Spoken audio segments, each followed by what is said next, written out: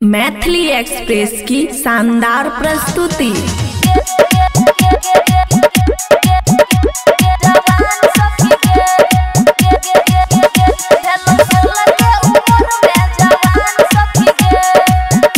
खुशी recording studio बलुआहा।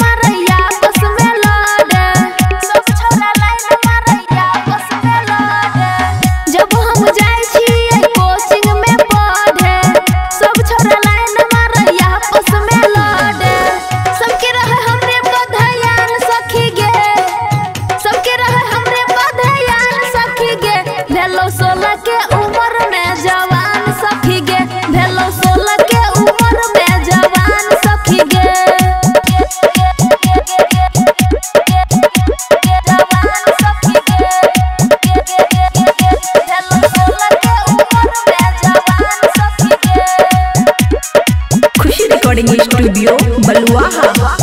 अखिया में काजल जब लगबै छी लाली, छौरा के छोरे बुढ़ो खोजे दुनाली, खोजे दुनाली, खोजे दुनाली। अखिया में काजल जब लगबै छी लाली, छौरा के छोरे बुढ़वा खोजे दुनाली। सबके चाही समान सखी गे, सबके चाही समान सखी गे। भेलो 16 के उम्र में जवान सखी गे, भेलो 16 के उम्र में जवान सखी गे।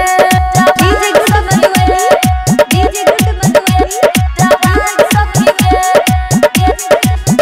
भेलो 16 के उम्र में जवान सखी गे, जवान सखी गे।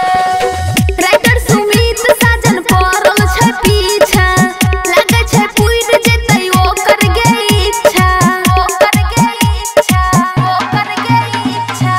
राइटर सुमित साजन पड़ल छै पीछा, लागे छै पुर जेतै ओकर गे इच्छा। दीपाली के बुझै सब नादान सखी गे, दीपाली के बुझै सब नादान सखी गे।